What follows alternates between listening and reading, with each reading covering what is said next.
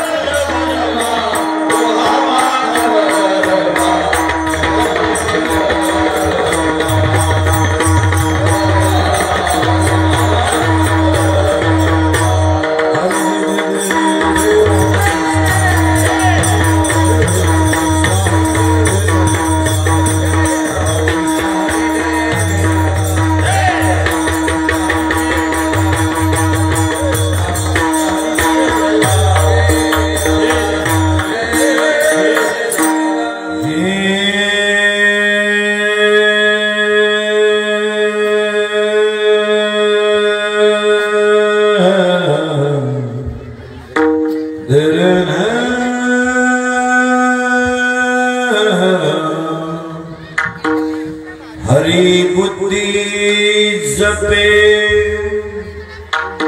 तो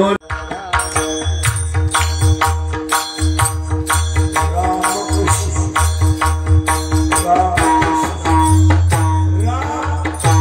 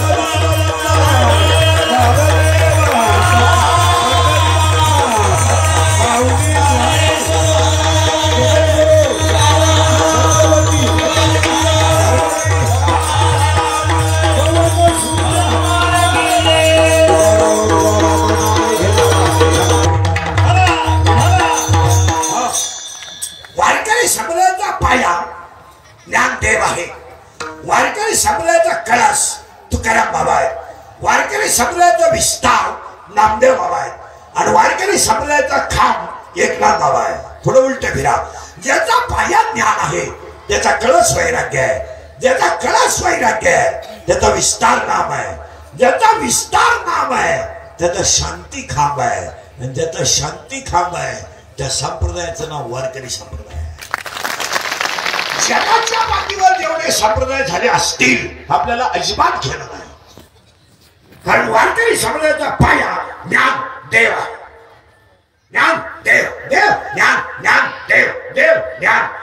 12व्या अध्यायात असं म्हणणं आहे अभ्यासापेक्षा श्रेष्ठ ज्ञान आहे, पण ज्ञानापेक्षाही श्रेष्ठ देवाचं ध्यान आहे.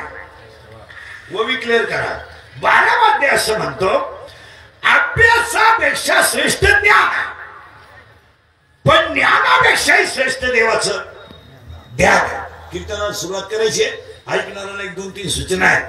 कीर्तनाला दरिद्रवाणी बसायचं नाही, तोंड यायचंच नाही, लांब बसायचं, चांगला चप्पल जोड पाहायचा, आम्ही जीव काढायचा, तुम्ही सुटक पडल्यावानी बसायचं. दुसरी गोष्ट आपल्या कीर्तनाला दुसरी सूचना आहे, बोलावं लागतं. बोललं तरच कीर्तन कळत, नाही तर तुमचं आपलं सूत्र बसणार नाही. आणि तिसरी गोष्ट कीर्तनात शंका असली तर ती लगेच विचारायची, मी गेल्यावर कानायचं नाही. मी गेल्यावर आपल्याला काय पटलं नाही, मी काय तुला बोलवायला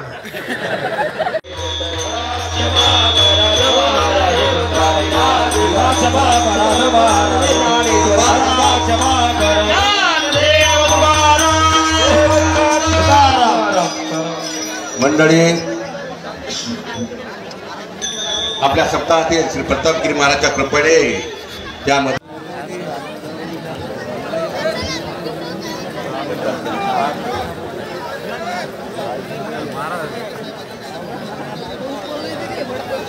या ठिकाणी हरिभक्तपरायण मस्के साहेब महाराष्ट्र पोलीस हे सुद्धा या ठिकाणी आलेले आहे.